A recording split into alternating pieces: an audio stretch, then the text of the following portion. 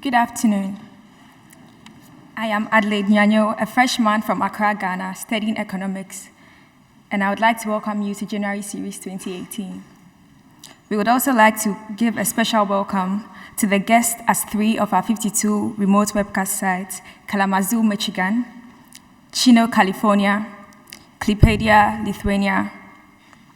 And now, if you will please pray with me. Dear Lord, thank you for the beauty with which you crafted all creation. You made all creatures, both great and small. You made the great giant oak trees and colorful water lilies. And you made mankind in all his diversity to reflect your image. Even as we have come to share this discourse about racial diversity, may you bend our hearts towards looking in awe rather than in discontent of your lovely creation. Warm our hearts so that we can treat one another with the respect and love that you demonstrated through your Son. Amen. And now, Michael Leroy, President of Calvin College, will introduce our guest.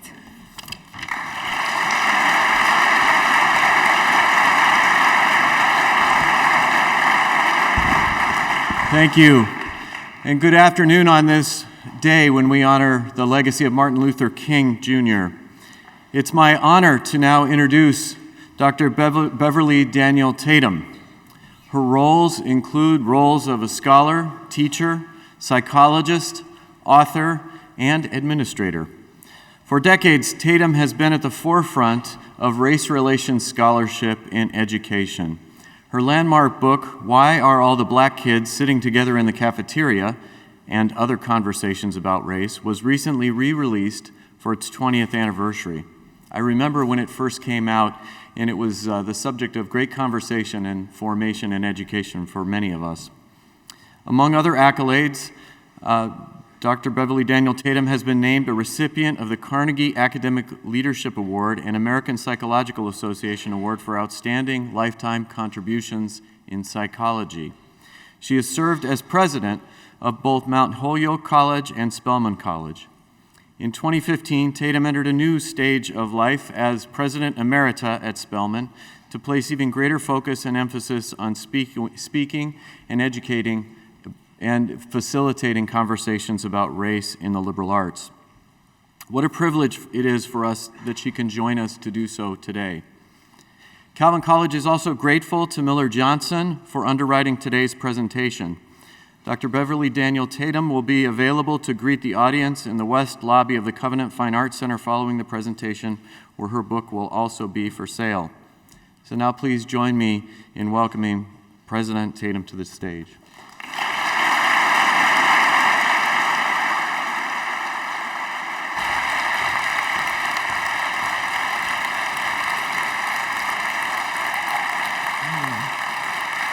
Thank you. Thank you, President Leroy, for your introduction, and thank you all for being here and welcoming me today to Calvin College and the January series. I'm especially delighted to be here with you on this day, the day that we are observing the Martin Luther King Jr. holiday. April 4th, 2018 will mark the 50th anniversary of the King assassination. And just a few days ago, a reporter asked me about what Dr. King might say if he were alive today about the state of race relations in America. It's not hard to guess because in his last book, Where Do We Go From Here? Chaos or Community, which was published in 1967, just 51 years ago now, Dr. King offered commentary which seems quite relevant to our current context, even though it's 50 years later. And is that because we've made no progress in 50 years, or is it because we have been moving backward? In some ways, that is the same kind of question that people ask me in response to the revised 20th anniversary edition of my 1997 book, Why Are All the Black Kids Sitting Together in the Cafeteria? And Other Conversations About Race. The new version just released in September. There are two common questions people ask when they hear that there's a new version. Is that still happening? And then, are things getting any better? A quick glance across the cafeteria in the average racially mixed U.S. high school or college indicates, as I can tell you know from your laughter, that the answer to the first question is usually yes, it is still happening. You can still find black kids sitting together in the cafeteria. But what, if anything, does that tell us about the answer to the second question? Are things getting better? What has changed, for better or worse, in the last 20 years?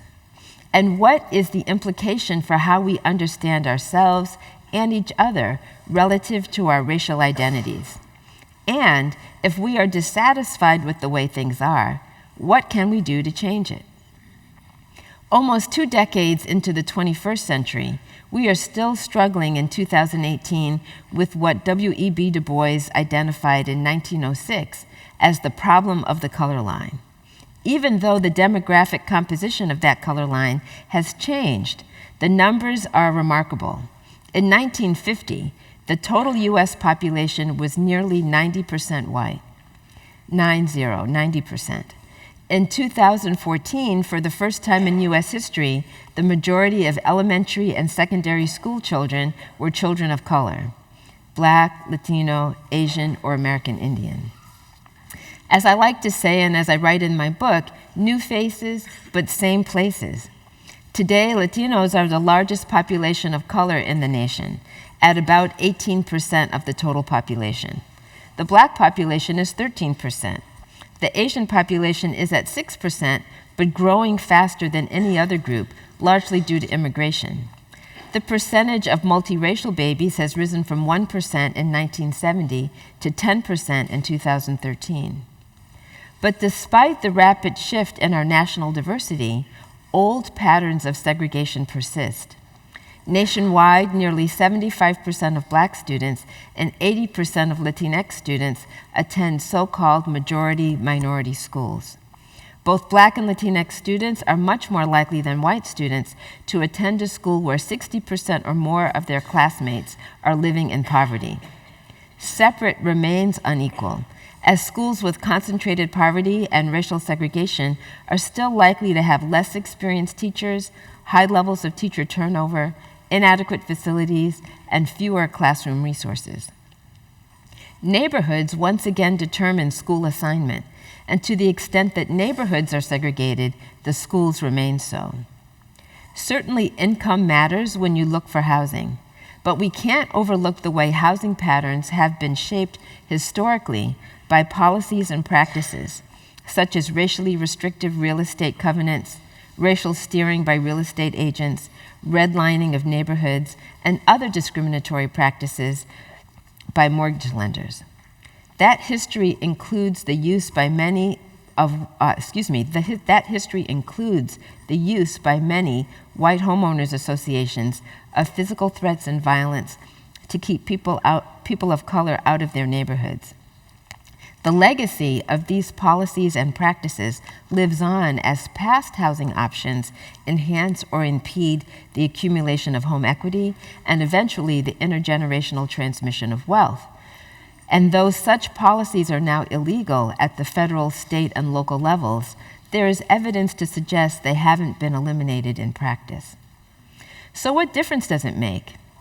For people of color, living in a highly segregated community increases one's exposure to the disadvantages associated with concentrated poverty and reduces access to the benefits associated with affluent communities. Racial segregation limits access to the social networks needed for successful employment and access to other important resources. In other words, keeping groups separated means that community helpfulness is not shared across racial lines. And because of residential segregation, economic disadvantage and racial disadvantage are inextricably linked. The now centuries-long persistence of residential and school segregation goes a long way toward explaining why the Black kids are still sitting together. In those few places where students of color and white students enter academic environments together, their lived experiences are likely to have been quite different, and racial stereotyping is likely to be an inhibiting factor in their cross-group interactions. In a race-conscious society, Gathering together becomes a source of affirmation and belonging for those who have been targeted by racism or other isms. That said, isn't anything better? Imagine today that Reverend Dr. Martin Luther King Jr. was sitting in the audience at the 2016 commencement address at Howard University, perhaps watching a grandchild graduate. He would have heard then President Barack Obama, the commencement speaker, highlight the way opportunities for Black people have expanded since his own college graduation in 1983. President Obama said at that commencement speech, "We're no longer only entertainers, we're producers, studio executives, no longer small business owners. We're CEOs, we're mayors, representatives, presidents of the United States." And surely Dr. King would have agreed those accomplishments are signs of positive social change that have happened since the civil rights era of the 1950s and 1960s. Yet, if we focus on just the 20-year period from 1997 to 2017, there are some setbacks we have to acknowledge, and I'm going to mention 3 just here. The anti-affirmative action backlash of the late 20th and early 21st centuries, the economic collapse of 2008, now known as the Great Recession, and the phenomenon known as mass incarceration. All of those things can be described as really taking place or emerging in the last 20 years. Today, I'm going to focus on just the first 2. The anti-affirmative action backlash has had significant effects on Black, Latinx, and American Indian access to the best resourced public universities. It started in California when in 1996, voters approved California Proposition 209, effectively ending all state-run affirmative action programs. That had a devastating impact on the enrollment of Black, Latinx, and Native American students at the flagship institutions in California, UCLA and UC Berkeley. 10 years later, the same electoral activity spread to Michigan with the passage of Proposition 2, or Proposal 2, in 2006, with similar drops of enrollment of underrepresented students immediately thereafter at places like the University of Michigan. Both the California and Michigan flagship institutions found that, or have found, that without taking race into consideration, it has been very difficult to achieve representative levels of diversity, despite the fact that diversity has grown in their state. Recognition of that difficulty seemed to play a role in the Abigail Fisher versus University of Texas at Austin Supreme Court case, which challenged the university's use of race as one factor among many in a holistic review of applicants. To the surprise of a lot of us, including me, in 2016, the Supreme Court ruled on the side of the university. Writing the majority opinion for the court, Justice Anthony Kennedy praised the University of Texas for having offered a reasoned, principled explanation of its policy, but also warned that the court's decision does not, quote, necessarily mean the university may rely on that same policy without refinement in the future, reminding us all that affirmative action programs stand on unsteady ground. And today we know that the Department of Justice, under the leadership of Attorney General Jeff Sessions, is investigating some affirmative action programs at places like Harvard and elsewhere. The second setback, the economic collapse of 2008, shook the ground of many, but had a disproportionately disastrous effect for many Black and Latinx families, with many families of color losing their homes and their jobs. Disparate unemployment rates continue despite the national economic recovery. And economists tell us that the racial wealth gap between whites and people of color is the highest it has been in 25 years. Economic disparities translate into educational disparities. College access is much more difficult when families have little opportunity to accumulate savings and no real estate assets against which to borrow. According to the National Post-Secondary Student Aid Study, the percentage of Black students whose families had nothing to contribute to their college educations went from 41% in 2008 to 60% in 2012. For many Black and Latinx families, the last 20 years has been a downward slide economically. But of course, it's worth noting that some white families have been sliding too. And since 2000, the poverty rate among working class whites has grown from 3% to 11%, fueling both economic anxiety and anger. These statistics are depressing, and perhaps you are thinking, as I asked myself when I was working on this project, surely something has changed for the better in the last 20 years. And indeed, if there's one thing that might suggest there was a positive change in race relations in the 21st century, it could be the election of Barack Obama in 2008. I spent election night 2008 with hundreds of students gathered at Spelman College, which I'm sure you know is a historically Black college for women in Atlanta. When the announcement of Senator Barack Obama's victory came, the cheers and tears in the swell of the largely African-American crowd at Spelman were mirrored in the multiracial, multi-ethnic, and multi-generational gatherings broadcast from Chicago, New York, and Washington, D.C. Maybe you remember watching that broadcast. According to a USA Today poll taken immediately after the election, 67% of Americans expressed pride in the racial progress the election represented, even if they themselves had not voted for President Obama. Yet, 27% of those who responded to the poll said the results of the election frightened them. Some of that fear could have been related to disagreement with Obama's policies or related concerns. But for some small segment, the fear might have been related to an unvoiced and maybe even unconscious recognition that the racial calculus of the society was changing. To the extent that the election of Barack Obama disrupted the usual narrative of white victory, it represented unpredictability. Lack of predictability creates anxiety, even psychological threat. And during the last 20 years, we've seen the level of anxiety rise in our nation. Why? It's not just the election of a Black president in 2008. It's the collapse of the American economy the same year. It's the occurrence of terrorist attacks on our own soil. It's the slow recognition that other countries are gaining on the U.S. global prominence. And maybe, especially for some people, maybe some white people, it's the growing sense of being outnumbered in what was once a 90% white nation. Each of these societal changes represents a challenge to a set of assumptions deeply held by many in our nation, and anxiety, even fear, is the result. And so how do we deal with fear? I can tell you as a psychologist, we typically either withdraw or attack. In the aftermath of the 2008 election, there was evidence of both patterns, with withdrawal taking the form of hunkering down, pulling in and away from, even lashing out at, those we feel threatened by.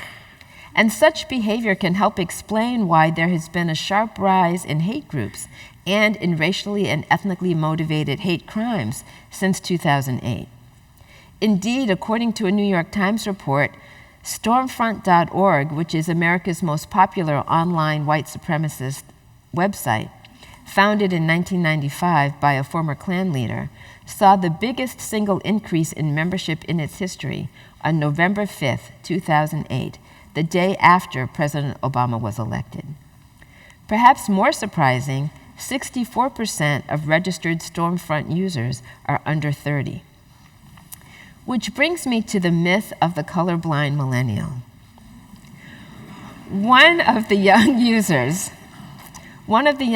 of such internet hate sites was 21-year-old Dylan Roof, charged with the 2015 murder of 9 Black churchgoers in Charleston, South Carolina. Following the horrific shooting, Gene Demby, a reporter for National Public Radio, issued a report entitled Dylan Roof and the Stubborn Myth of the Colorblind Millennial. His article opens with these lines. The young age of Dylan Roof, who's charged with sitting alongside 9 Black churchgoers for an hour before standing up and shooting them dead, is sure to inspire some head-scratching in the wake of his attack.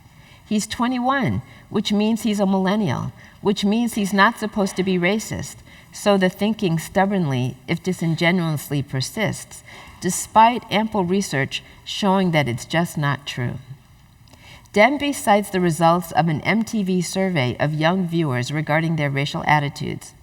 That 2014 survey of a nationally representative group of 1,014 to 24-year-olds was an in-depth look at how this generation, this centennial generation, thinks about issues related to bias. Among the key findings were a widespread belief, 91%, that everyone should be treated equally. I sometimes wonder why that wasn't 100%, but 91% that everyone should be treated equally, with 48% believing it is wrong to draw attention to someone's race, even in a positive way. 72% reported believing that their generation is more egalitarian than previous generations. And 58% agreed that racism will become less and less of an issue as they take on leadership roles in our society. For 62%, electing a black president was evidence that race is no longer a barrier to opportunity for people of color.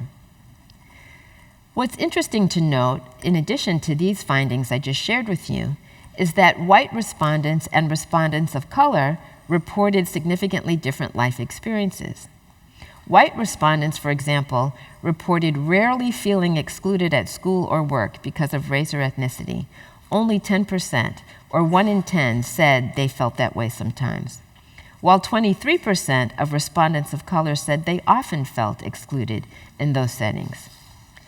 13% of the white respondents said they had been treated differently by a teacher because of their race, compared to 33%, or 1 in 3, respondents of color. Despite the fact that white respondents reported fewer negative experiences with bias, and 41% agreed with this statement, "I have more advantages than people of other races," almost half, 48%, also agreed that today discrimination against white people has become as big a problem as discrimination against racial minority groups. Only 27% of respondents of color agreed with that statement. Despite these highlighted differences in experience and attitude, almost all the young people surveyed, 94%, reported having seen examples of bias, defined by the survey as treating someone differently and often unfairly because they are a member of a particular group. 94% said they had witnessed such instances. But yet, just 20% indicated that they were comfortable having a conversation about bias. Most, 73%, think we should talk openly about bias and that doing so would lead to prejudice reduction. But like many adults, they are hesitant to speak up. Almost 80% said their biggest concern about addressing bias is the risk of creating a conflict or making the situation worse. So what can we conclude from that? For me, one of the main conclusions from this survey is that neither my generation nor the centennial generation is living in a post-racial, colorblind society. Instead, we may be living in what I call a color-silent society, where we have learned to avoid talking about racial difference. And even if we refrain from mentioning race, the evidence is clear. We still notice racial categories, and our behaviors are guided by what we notice. There's a lot of psychological research that shows that those biases manifest themselves in ways that matter. Who we offer help to in an emergency, who we decide to hire, who we give a warning instead of a ticket, or who we shoot at instead of de-escalating during a police encounter. Indeed, police shootings and their aftermath have offered the most glaring evidence that we are not living in a post-racial world. The police shooting of Michael Brown in Ferguson, Missouri in the summer of 2014 was a tipping point. The activism that followed, not just in Ferguson, but around the nation and on college campuses, linked through social media by the hashtag Black Lives Matter, awakened a new generation to the power of protest. And whether it came from professional athletes wearing I Can't Breathe t-shirts, medical students wearing, in an organization called White Coats for Black Lives, staging die-ins, or Bay Area public defenders organizing demonstrations, Stanford students blocking the San Mateo Bridge, or college students mobilizing protests on their own campuses, the rallying cry of Black Lives Matter had the nation's attention. And if Ferguson was the epicenter of Black Lives Matter, the University of Missouri and Columbia, known as Mizzou, became the most visible symbol of campus-based student activism in the fall of 2015. At Mizzou, Black students were angry that senior leaders were unable to prevent bias incidents on campus, or that the responses to those incidents often lacked a sense of urgency. The speed with which events unfolded at Mizzou, culminating in the resignation of the two top campus leaders, the chancellor and the president, was breathtaking. So was the wave of activism that swept across other campuses. And again, social media played a critical role. College presidents have been responding. In a January 2016 anonymous online survey conducted by the American Council on Education, 567 college presidents responded, and nearly half said that students on their campus had organized around concerns about racial diversity. And the majority of those presidents, 55%, indicated that addressing racial climate on campus had become a higher priority for them than it was 3 years before. But not everyone has been sympathetic to the cause of student protesters. Pushback has come from all corners, from fellow students, from faculty, from administrators, from alumni, from trustees, from state legislators. Some people say the students have been overreacting and need to get over it. Often, though, not always, the critics have been white. Failure to empathize with the outrage of protesters or the sense of isolation or threat that students of color report may be due in large part, some argue, to the racially insulated lives many white people lead, the result of persistent school and residential segregation. According to a 2013 American Values Survey conducted by the Public Religion Research Institute, known as PRRI, 75% of white people have entirely white social networks without any minority presence, meaning they live in an all-white neighborhood, they go to an all-white school or an all-white workplace, they don't have relationships out with people of color, 75%. This degree of social network racial homogeneity is significantly higher than among other groups, higher than among Black Americans or Latino Americans. So though people ask me the question, why are all the Black students sitting together in the cafeteria? Why are all the Black kids sitting together? In some ways, we might ask, why are all the white people sitting together in these entirely white social networks? Robert P. Jones, the CEO of PRRI, the organization that did the survey, commented on it in this way. He says, the chief obstacle to having an intelligent or even intelligible conversation across the racial divide is that on average, white Americans talk mostly to other white people. The result is that most whites are not, quote, socially positioned to understand the experiences of people of color. But this is not just a Black matter. Perhaps because so much national media attention has focused on the lethal encounters between Black people and police, the national conversation about race, to the extent that it has occurred, has focused on anti-Black racism. However, it's important to recognize that lethal police violence is not just a problem for Black communities. In fact, Native Americans were more likely to be killed by police than any other group, including African Americans. But we hear very little about that. In the same way that the problem of police violence extends beyond African Americans to other marginalized populations of color, so too does the problem of isolation and marginalization on historically white campuses. What cuts across the experiences of all marginalized groups on college campuses and elsewhere, perhaps, is the phenomenon known as microaggressions. Psychologist Daryl Wing Su defines the term in this way: A microaggression is the brief and commonplace daily verbal, behavioral, and environmental indignities, whether intentional or unintentional, that communicate hostile, derogatory, or negative racial, gender, sexual orientation, and religious slights and insults to the target person or group. Often involving the projection of stereotypes, microaggressions can occur at any moment of the day, which makes them a constant potential source of stress.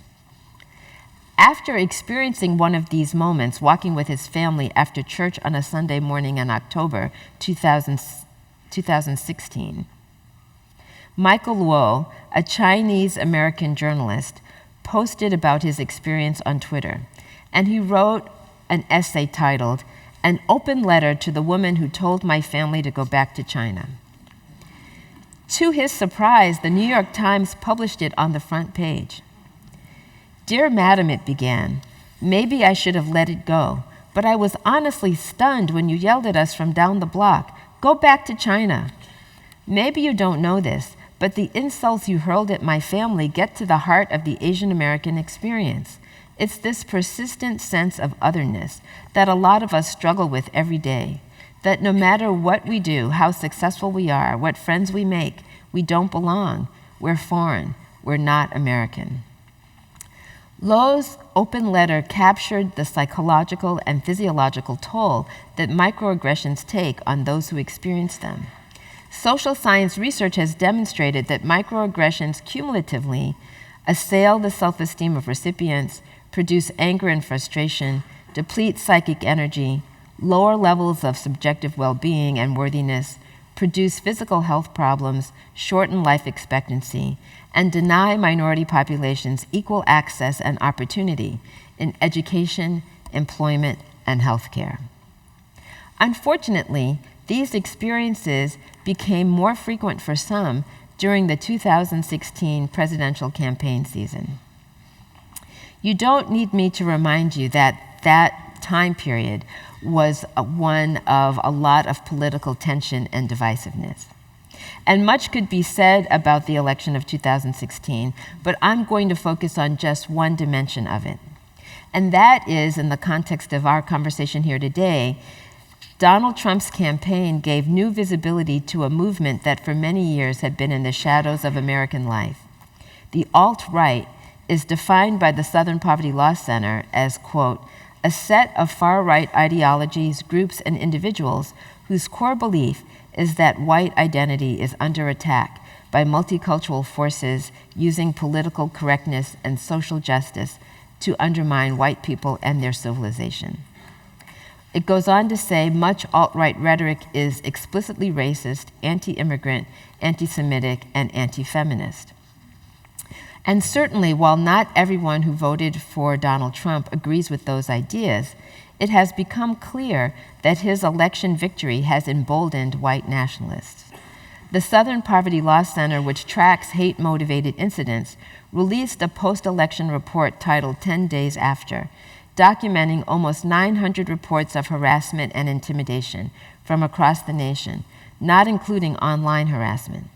In these documented accounts, many harassers invoked Donald Trump's name during assaults, making it clear that the outbreak of hate stemmed in large part from his electoral success. According to the report, most occurrences involved hateful graffiti and verbal harassment, although a small number included violent physical interactions. Unfortunately, schools, elementary schools, K through 12, and college settings were the most common venues for these incidents. Only 23 of the 867 incidents reported were directed at the Trump campaign or his supporters. And of course, since then, we've had the disturbing scenes of neo-Nazis marching in Charlottesville, Virginia, and the deadly assault on counter-protesters. At a time like this, we know that leadership matters on college campuses and in our nation. Back in 2016, before the election, when I was listening to the polarizing rhetoric of radio and TV commentators during the long campaign season, I was reminded of a book I read a few years ago. Perhaps you are familiar with it. The title is Left to Tell. It is written by Immaculée Ilibagiza, and she was a survivor of the Rwandan genocide. She wrote about the hostile rhetoric that was on the radio airwaves before and during the genocide, demonizing the ethnic minority to which she belonged. That rhetoric was made especially powerful because it came from the country's leaders. Now, I don't mean to suggest that what we are seeing in the United States today is on par with what happened in Rwanda, but as we are reminded every day, what leaders say matters. The expectations and values of leaders can change the nature of our conversation. Leadership matters because human beings have an innate tendency to think in us and them categories. That's just how our brains are organized. We categorize things. People, places, furniture, we categorize things. But as it relates to people, we look to the leader to help us know who is us and who is them. That could be looking to the leader of the family, our parents, who's us, who's them, the leader of our school, our teachers, our parents, our teachers, our principals, certainly the leaders of our nation. We look to the leader to help us know who is in and who is out. The leader can draw the circle narrowly or widely. When the leader draws the circle in an exclusionary way, using hostile rhetoric, the sense of threat among followers is heightened. When the rhetoric is expansive and inclusionary, the threat is reduced. The leader has to ask, how is the circle being drawn? Who is inside? Who is outside? What can I do to make the circle bigger? As Martin Luther King Jr. once said, we are caught in a network of mutuality. Our collective fate is intertwined. We will thrive or fail together. The good news is that each of us has the capacity to exercise leadership.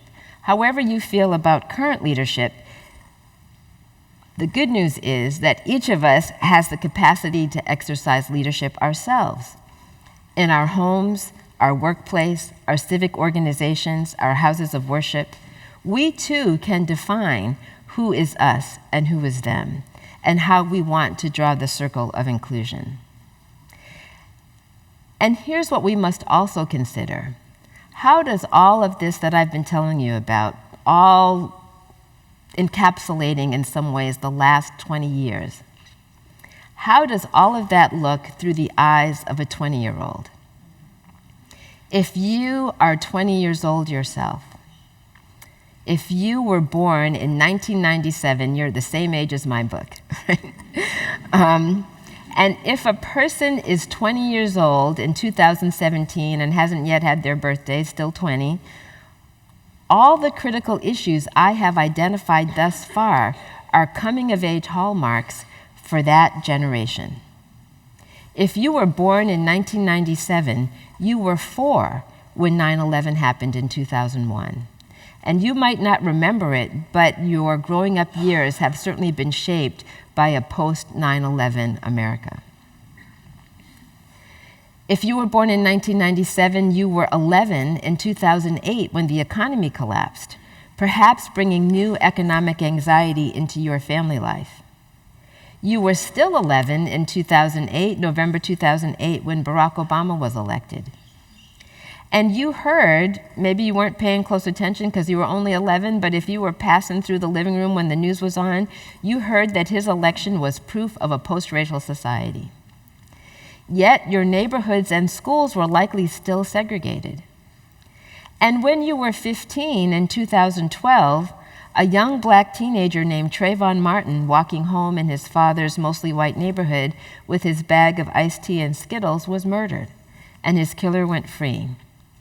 And when you were 17, Michael Brown was shot in Ferguson, Missouri, and his body was left uncovered in the streets for 4 hours, baking in the hot sun like a piece of roadkill. And in the same year, unarmed Eric Garner was strangled to death by police, repeatedly gasping, "I can't breathe," on viral cell phone video. And when you were 19, in 2016, Donald J. Trump was elected, and white supremacists celebrated in the streets of Washington, D.C. So, are things getting better? How would a 20-year-old answer that question? How a 20-year-old would answer might depend a great deal on the social identities of that 20-year-old, where that young person grew up. But certainly we know that the sense of racial progress that I might have as a 63-year-old is not going to be the same as that young person born in 1997. In 2017, 20 years after I first wrote my book, how we see ourselves and each other is still being shaped by racial categories and the stereotypes attached to them. Our social context still reinforces racial hierarchies and still limits our opportunities for genuinely mutual, equitable, and affirming relationships in neighborhoods, in classrooms, or in the workplace. Dr. King wrote, "Each step forward accents an ever-present tendency to backlash. And if we are in a period of backlash, which I believe we are, how do we move forward again? What do we need to do to change that?" Let me just say that when I was working on this and reflecting on these 20 years, I found it kind of depressing. And so I said to myself, I cannot end my book on a depressing note. I need to identify signs of hope and sites of progress. And so in addition to working on the book and updating the research and all of that, I was very intentional in paying attention to and cataloging some signs of hope and some sites of progress. And so I'm sure you're going to be relieved to know I'm about to tell you about some. In his book, I want to start, though, by saying this. In his book, Where Do We Go From Here?, Dr. King wrote the following. Keep in mind, he wrote this in 1967. He wrote, "Like life, racial understanding is not something that we find, but something that we must create. What we find when we enter these mortal planes is existence, but existence is the raw material out of which all life must be created. A productive and happy life is not something that you find. It is something you make. And so the ability of racial groups to work together, to understand each other, will not be found ready-made. It must be created by the fact of contact. We have to create contact that allows for genuine empathy across lines of difference, recognizing that, in the words of Dr. King, whatever affects one directly affects all indirectly. And so it's in those places where contact is being created, allowing for genuine empathy, that I saw signs of hope and sites of progress. When I travel to college campuses, a particular strategy that I like to highlight is that of establishing intergroup dialogue. Intergroup dialogue is a strategy being used on college campuses across the nation. And what is particular about dialogue rather than debate or other forms of communication is that it requires the cultivation of the capacity to listen. The capacity to listen is central to the practice of dialogue. And it's on the campuses of colleges and universities that are taking full advantage of their diverse learning environments to create communities of dialogue that I see sites of progress. The good news is that creating campus dialogue groups is an action that could be taken on any campus. I found a hopeful example of this strategy at the University of Michigan. In October 2016, I was visiting there, and David Schoem, who runs a program called the Michigan Community Scholars Program, gave me an opportunity to sit with a group of students who are participating in that program. It is a living and learning residential community that has cross-group dialogue at its center. And as part of this residential program, which is intentionally multiracial in its composition, they are intentional in ensuring that there is a very diverse group of students, about 50% white, about 50% students of color living in this community. And what they do is they take a seminar together and they participate in various structured dialogues. And the students, both white and of color, who are part of this program, which is a program you apply for, you select it voluntarily, they spoke eloquently about what they had gained from the experience. What was clear was that they are deeply engaged in learning how to talk about difficult topics with each other rather than at one another. In the 2016 fall semester that I was visiting, unfortunately, there were some incidents on the campus that were upsetting. In particular, there were some white supremacist posters with explicitly anti-Black content that had been posted around the campus, creating a hostile environment for Black students who felt under attack. And one of the young women in this focus group of students that I was speaking with was a young African-American freshman who said, you know, it's hard to focus on your schoolwork when there's so much hateful stuff being posted around. It's hard to know who to trust. It takes energy to reach out to whites without knowing if they are safe, because after all, she doesn't know who's posting these posters. But she went on to say, the Michigan Community Scholars Program helps with that. A white classmate of hers, who also is part of the program, was quick to second that observation, and she said even though she was not the target of the hateful rhetoric, she said, MCSP, the Michigan Community Scholars Program, is the only place where I've constantly felt supported, listened to, and understood. When we get it right, it makes a difference. Research shows that when schools and communities are truly integrated, with real opportunities for students of different racial backgrounds to take the same classes, participate in clubs and sports together, and collaborate on projects in a cooperative way, they make more friends across racial lines and express more positive views than other students do. As adults, they're more likely to live and work in diverse settings, more likely to be civically engaged, and more likely to vote. Now, you don't have to be in college to have such an experience. Around the country, there are examples of people coming together across lines of difference to first engage in dialogue, and then, inspired by those conversations, to take action for social change. While working on this book, I learned about one of these efforts, something called the Welcome Table. The Welcome Table is a signature program of the William Winter Institute for Racial Reconciliation at the University of Mississippi. The Institute has an inspiring vision statement. I'll read it to you. Envisioning a world where people honestly engage in their history in order to live more truthfully in the present, where the inequities of the past no longer dictate the possibilities of the future. We envision a world where people of all identities are treated equally, where equality of and access to opportunity are available and valued by all, where healing and reconciliation are commonplace and social justice is upheld and honored. We acknowledge and recognize that it's not enough for us to be intentional, but we must be purposeful in making this vision a reality, not only for Mississippi, but for all people. So what does the Welcome Table do? It's a community building program of the Institute, which traces its origin back to Philadelphia, Mississippi in 2004. In Philadelphia, Mississippi, they were celebrating the 40th anniversary of the Mississippi Freedom Summer of 1964, or preparing to celebrate it.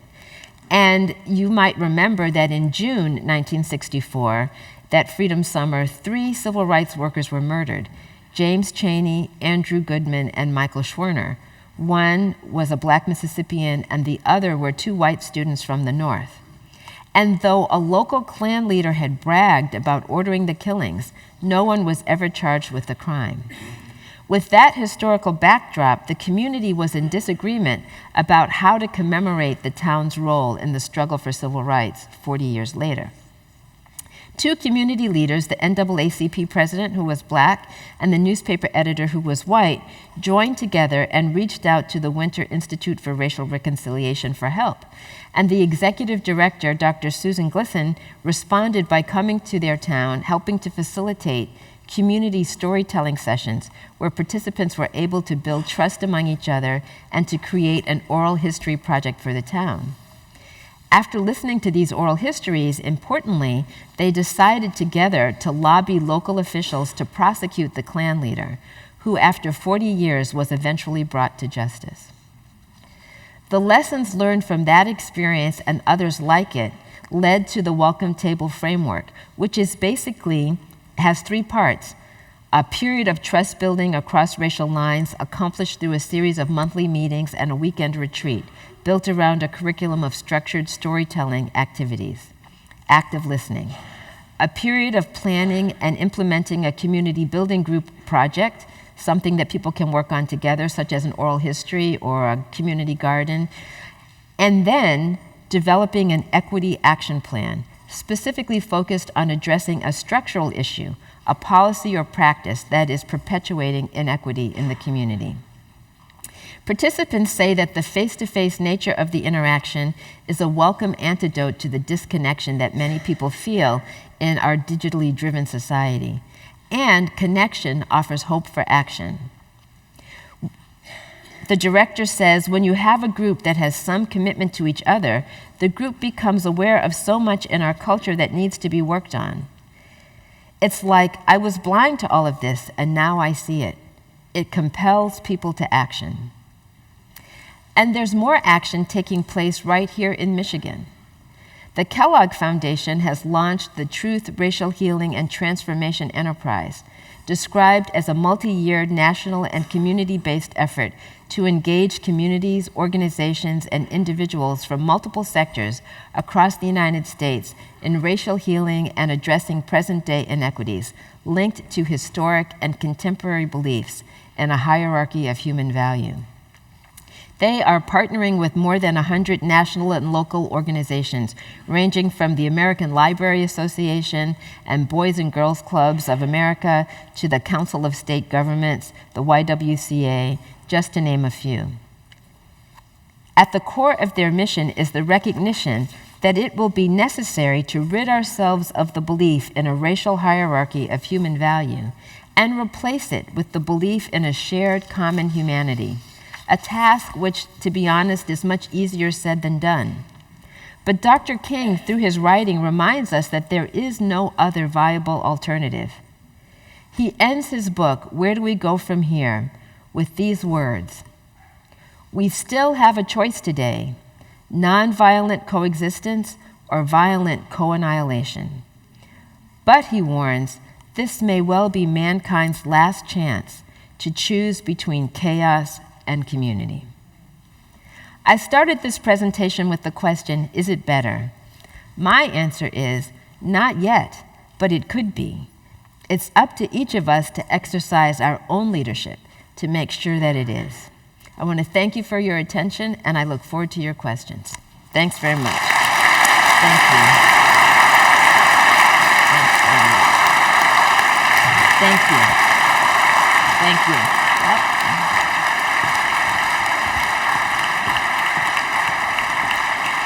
Thank you. Thank you so much, President Tatum. I'm Rick Schroer. I'm Director of Alumni and Community Relations here at Calvin College. If you have a question, feel free to submit it digitally. Directions are on the screen, or hold up the card if you've written one, and it'll be collected and brought forward. I've gotten several questions from people who've been listening, wondering about how they can help individually, but also changing the minds of people who might not necessarily see racism or structural racism, and wondering how can communities, churches, small institutions, organizations, and families change individuals' minds on how racist we as white people can be, and how that racism is also structural. Absolutely. So one of the things that I have observed, I've had the privilege of teaching a class for many years before I became a college president. I was a professor of psychology, and I taught a course called The Psychology of Racism. And what I found was that the students who took my class often learned a lot of things I didn't know just from reading and talking with each other and seeing the videos I showed in class. And there's information out in the world about these topics. And certainly organizations like churches can have study groups where people are, many people belong to book clubs. If your book club is reading a book like Why Are All the Black Kids Sitting Together in the Cafeteria, or in the context of a church, maybe a book like Jim Wallace's book, America's Original Sin, which is about the role of the church and racism and undoing racism. There are ways that people could say, let's come together and educate ourselves. Certainly, I have had many conversations with students who will say, I've learned a lot and I want to share what I've learned with my parents, with my friends, and I find that they're not necessarily that interested. And I think it's important to acknowledge that becoming aware of racism in our society generally makes you feel uncomfortable. Mm-hmm. And if you're feeling uncomfortable and you want to share that with other people, inevitably you're going to make them feel uncomfortable. And people, generally speaking, don't like to feel uncomfortable. So I think it's important to just acknowledge there often is that kind of initial resistance. You know, as they say, ignorance is bliss. We know that you can't change a problem without talking about it.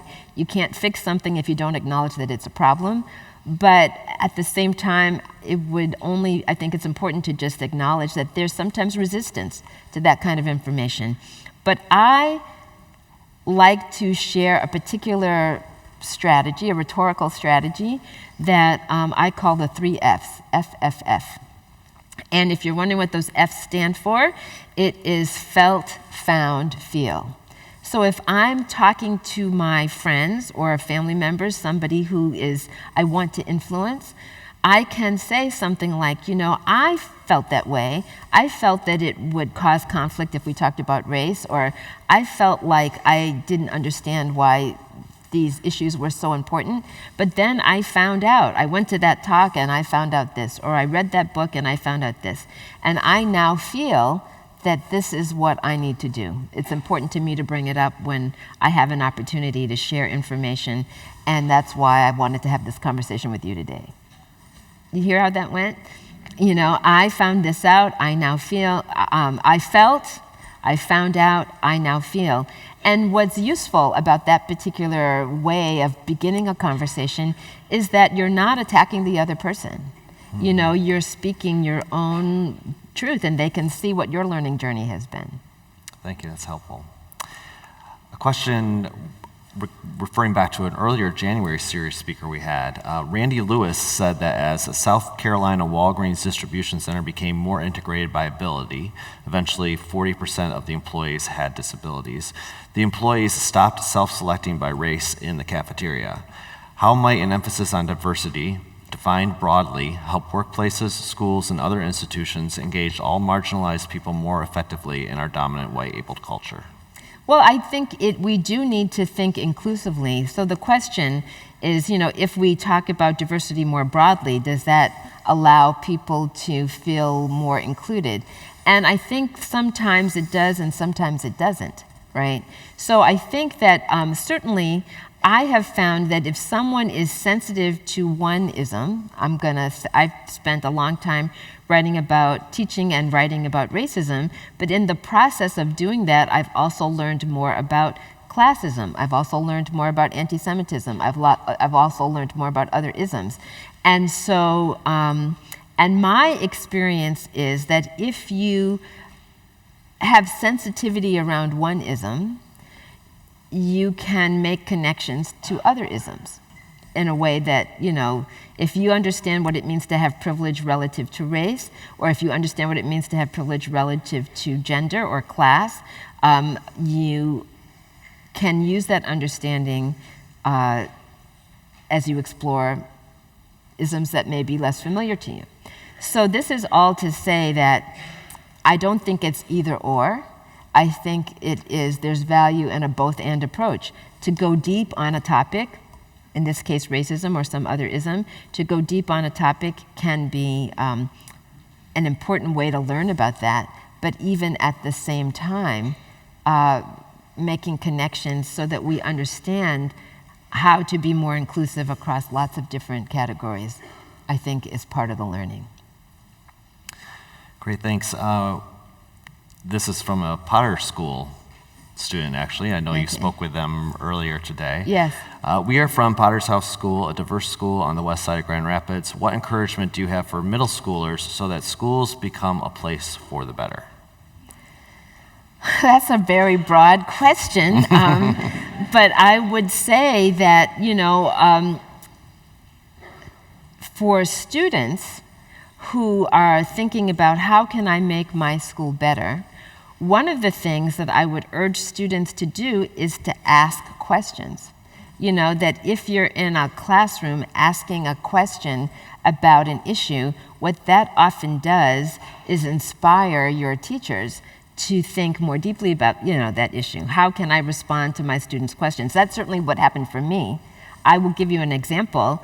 When I first started teaching a course on racism, I was 26 years old. It was 1980. I was an inexperienced teacher. I was living in California, teaching at UC Santa Barbara, and I was asked to teach this class on racism, and I thought to myself, how hard can that be? Right?